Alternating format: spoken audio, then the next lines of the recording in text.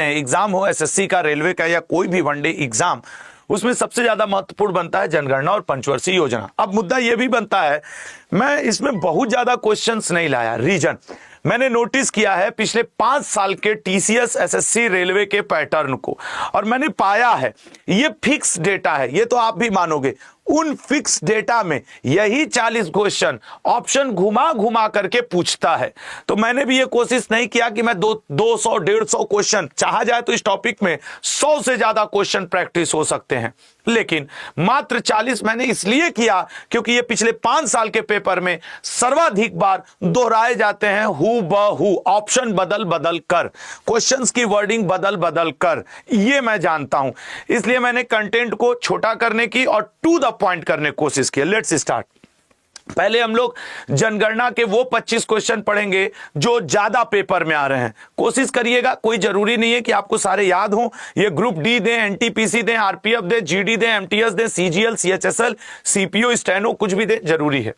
जनगणना के अनुसार भारत की आबादी की सीमा क्या थी? 2011 की जनगणना के अनुसार भारत के आबादी की सीमा क्या थी? सोच समझ के आंसर करिएगा। तो भारत की आबादी की सीमा 120 से 130 करोड़ के बीच में। 2011 की जनगणना के अनुसार महिला साक्षरता दर क्या थी? बताइएगा। 2011 की जनगणना के अनुसार महिला साक्षरता दर, सर उसकी बात करें तो 65.46% थी। जनगणना रिपोर्ट 2011 के अनुसार किस राज्य की साक्षरता दर दूसरी सबसे कम है? देखो, पहली सबको पता रहता है, दूसरी सबसे कम है सर अरुणाचल प्रदेश की, ठीक है ना। भारत की जनगणना कितने वर्ष के अंतराल पे की जाती है? सभी को पता है सर, 10 वर्ष के अंतराल पे की जाती है, ठीक है ना। 10 वर्ष के अंतराल पे की जाती है भारत की जनगणना। अगला, 2011 की जनगणना के अनुसार भारत का दूसरा सबसे कम जनसंख्या वाला, तो दूसरा सबसे कम जनसंख्या वाला मिजोरम है, दूसरा सबसे कम जनसंख्या वाला। 2011 की जनगणना, भारत में 10 लाख से अधिक जनसंख्या वाले कितने शहर थे जिनकी आबादी 10 लाख से ज्यादा थी? ये वो क्वेश्चन है जो फ्रीक्वेंट आपके पेपर में आते हैं। C option 53। 2011 की जनगणना के अनुसार किस राज्य में अनुसूचित जनसंख्या शून्य है? जो एससी कम्युनिटी है वो शून्य है, सर सी ऑप्शन पंजाब में। 2011 की जनगणना के अनुसार किस केंद्र शासित प्रदेश में सबसे अधिक लिंगानुपात है? तो सबसे अधिक लिंगानुपात है पुडुचेरी में। भारत में 10 की वृद्धि दर उपलब्ध कराने की जिम्मेदारी किस मंत्रालय को दी गई है? 10 की वृद्धि दर उपलब्ध कराने की जिम्मेदारी, सर 10 की वृद्धि दर मतलब 10 वर्ष में जो वृद्धि दर, गृह मंत्रालय, इसी के ऊपर भार है ये। 2011 की जनगणना के अनुसार भारत का जनसंख्या घनत्व कितना है? पॉपुलेशन डेंसिटी, तो सर दिए गए ऑप्शंस में 382 व्यक्ति प्रति वर्ग किलो। अब इसमें सबसे कम किसका है? तो अरुणाचल प्रदेश का। राज्यों के मैटर में सर्वाधिक किसका है? तो बिहार का। ओवरऑल जनसंख्या घनत्व किसका ज्यादा है? तो दिल्ली का, ठीक है ना। अगले पे आएंगे, जनगणना 2011 के अनुसार किस संघ शासित प्रदेश की जनसंख्या वृद्धि दर सबसे अधिक थी? सबसे तेजी से इनकी जनसंख्या वृद्धि की थी, तो सर सबसे तेजी से जनसंख्या वृद्धि की थी दादर नगर एवं हवेली की। जनगणना 2011 के अनुसार भारत की जनसंख्या वृद्धि दर कितनी रही? तो भारत की जनसंख्या वृद्धि दर रही 17.72%, 10 की वृद्धि दर। वैसे 1.64% वार्षिक वृद्धि दर थी।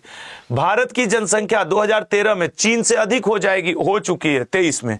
किस रिपोर्ट ने? सर एक state of world population report. अब तो हो भी चुकी है, हम लोग 2025 में अब आ गए हैं। जनगणना 2011 के अनुसार किस राज्य की जनसंख्या वृद्धि दर सबसे अधिक रही है? राज्य की अब पूछ रहा है सर। सबसे ज्यादा तेजी से जनसंख्या बढ़ी मेघालय की, ठीक है ना, मेघालय की जनसंख्या वृद्धि दर। भारतीय जनगणना 2011 ये पिछली बार के एमटीएस में कई शिफ्ट में पूछा, ठीक है ना, आयोजित की गई थी। बी ऑप्शन 16 भाषाओं में। ये क्वेश्चन बड़ा कॉमन होता है कि नोट के ऊपर कितनी भाषाएं लिखी होती हैं, कितने डिजिट होते हैं एटीएम कार्ड पे, कितने डिजिट होते हैं आधार कार्ड पे, पैन कार्ड अल्फान्यूमेरिक का, ये कितनी भाषाओं में आयोजित किया गया। भाषा अभी एक बांग्ला भाषा थी जो अमेरिका के राष्ट्रपति चुनाव में उपयोग की गई। अंतिम संस्करण जनगणना 2011 कौन से नंबर की जनगणना थी? 2011 15वीं जनगणना थी। अगला, 2011 की जनगणना के अनुसार भारत के किस राज्य का लिंगानुपात सबसे कम है? किस राज्य का लिंगानुपात? सर सबसे कम है हरियाणा का लिंगानुपात। 2011 की जनगणना के अनुसार भारत के किस राज्य की जनसंख्या वृद्धि दर निगेटिव थी? जनसंख्या वृद्धि दर, जनसंख्या वृद्धि दर देखें तो नागालैंड की निगेटिव थी। 2011 अभी 25 क्वेश्चन हो जाएंगे तो फिर हम लोग पंचवर्षीय योजना के इंपॉर्टेंट करेंगे। भारत की साक्षरता दर कितनी है, तो भारत की साक्षरता दर 74%। मैं आपको भरोसा दिलाता हूं, अगर आपके पास समय कम होना पूरा जनगणना, आप सिर्फ 10 मिनट सो के ये क्वेश्चंस देख के चले जाना। मैं लिख के दे रहा हूं, आपका 1 नंबर 2 नंबर जो जनगणना से आना है वो आ जाएगा, ठीक है ना। जनसंख्या अब 17 व्यक्ति प्रति वर्ग किलोमीटर है अरुणाचल प्रदेश का। 2011 की जनगणना के अनुसार भारत के किस राज्य की जनसंख्या सबसे कम है? सर दिए गए ऑप्शंस में सिक्किम की सबसे कम है। निम्नलिखित में से किस एक राज्य में साक्षरता का उच्चतम स्तर है? बताइएगा, साक्षरता का उच्चतम स्तर, तो साक्षरता का उच्चतम स्तर है मिजोरम में। भारत में निम्नलिखित में से किसका जनसंख्या घनत्व सबसे अधिक है? तो सर किसका जनसंख्या घनत्व सबसे अधिक है? दिल्ली का। भारत में 10 वर्षीय जनगणना विधिवत रूप से किस वर्ष आरंभ में हुई? विधिवत रूप से बी ऑप्शन 1881 में। 2011 की जनगणना के अनुसार भारत का लिंगानुपात कितना है? भारत के लिंगानुपात की बात करें तो प्रति 1000 पुरुषों पर 943 महिलाएं हैं, ठीक है ना। पंचवर्षीय योजना, अच्छा इस पूरे क्लास की जो पीडीएफ है मैं अभी आपको बता देता हूं कहां मिलेगी। भारत में लागू की गई अंतिम पंचवर्षीय योजना कौन सी है? तो अंतिम पंचवर्षीय योजना आपके है 12वीं, यही बीती है अभी। हैरोल्ड डॉमर मॉडल का पालन किस पंचवर्षीय योजना में किया गया था?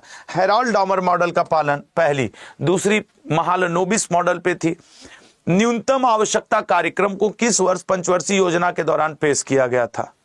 न्यूनतम आवश्यकता कार्यक्रम, न्यूनतम आवश्यकता कार्यक्रम 5वीं पंचवर्षीय योजना।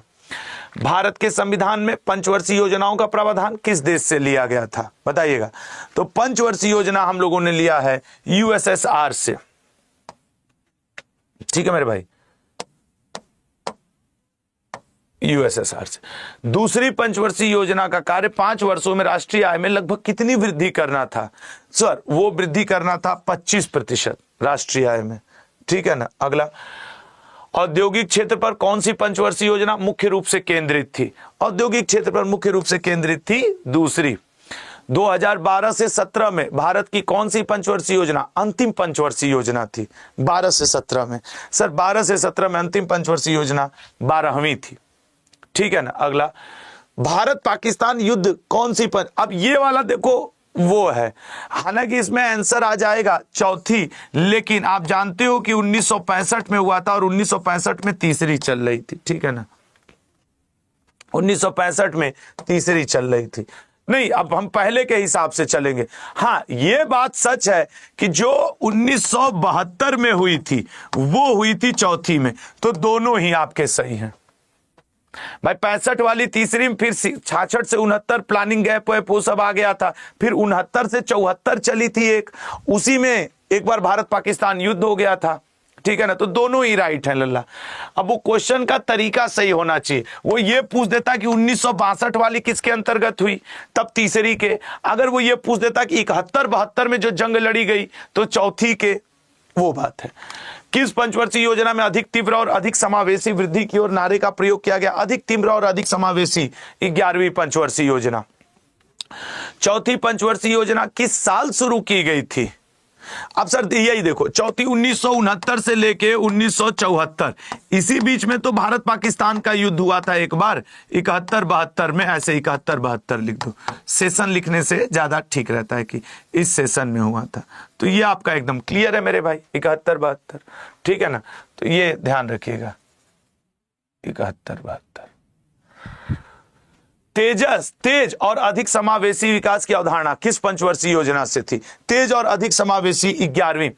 मैं क्या कह रहा हूं, ये वो क्वेश्चन है जो ज्यादा से ज्यादा दोहराए जाते हैं, इसलिए मैंने 40 क्वेश्चन ही रखे पंचवर्षीय योजना और जनगणना के।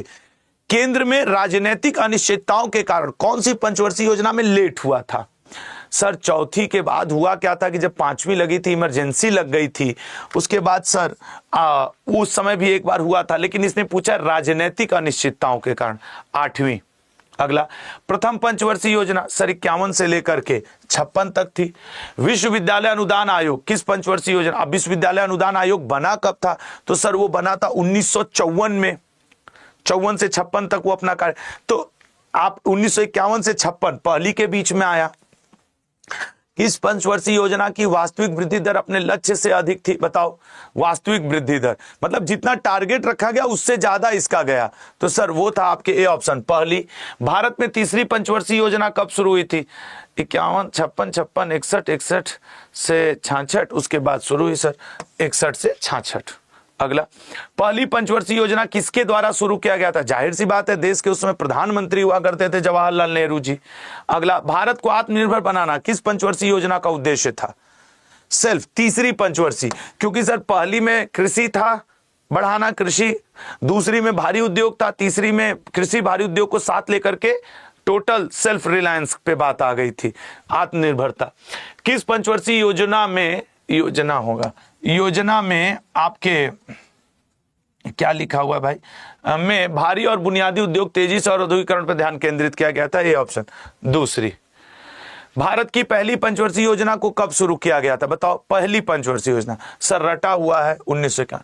अब जरा समझना, मेरी 1 मिनट बात सुन लेना।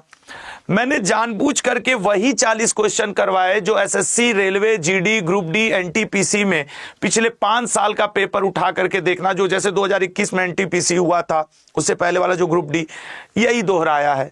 एमटीएस, जीडी से तो मैंने नहीं, तो इसमें आप जानते हो 100 से ज्यादा क्वेश्चन हो सकते हैं। खैर, इस पूरे क्लास की जो पीडीएफ है वो आपको टेलीग्राम लिंक लगा है, उस पर क्लिक कर लीजिए, दोपहर 11 बजे मिल जाएगी, ठीक है ना? दोपहर 11 बजे प्लीज उस पर एक बार क्लिक कर लो। वो फ्री का टेलीग्राम ग्रुप है, आप उस पर ज्वाइन कर लीजिए। दोपहर में 11 बजे आपको इसकी वो मेरा टेलीग्राम ग्रुप है, ठीक है ना? वो जो लिंक लगा है, और सब लोग इसी लिंक से, और हाँ, तो दोपहर में 1 से 2 आज हम लोग मुलाकात कर रहे हैं। कहां? दिल्ली में प्रगति मैदान में, हॉल नंबर 6 में, ठीक है ना? हॉल नंबर 6 में, दिल्ली प्रगति मैदान, हॉल नंबर 6। तो एक बार वो लोग 666 लिखें जो शायद आज आ रहे हैं। अपनी स्वेच्छा से आना, सुविधा से आना, कोई जबरदस्ती नहीं है। मैं बार बार कह रहा हूं, अपने स्वास्थ्य, अपनों का ध्यान देके हम जाएंगे नहीं, ऐसा कुछ नहीं लल्ला। मैं वहां 1 से 2 बजे आज दोपहर में रहूंगा, ठीक है ना? 1 से 2 बजे। तो अगर आप आ रहे हैं तो 6 कमेंट करें, या कमेंट बॉक्स में 6 लिख दीजिएगा कि हाँ सर हम दिल्ली से ही हैं या आसपास से हैं, हम 1 से 2, और 10-5 मिनट ऊपर नीचे हो सकता है, ठीक है ना? 10-5 मिनट ऊपर नीचे हो सकता है। आपसे मिलकर खुशी होगी, तो मिलते हैं फिर। जय हिंद, जय भारत।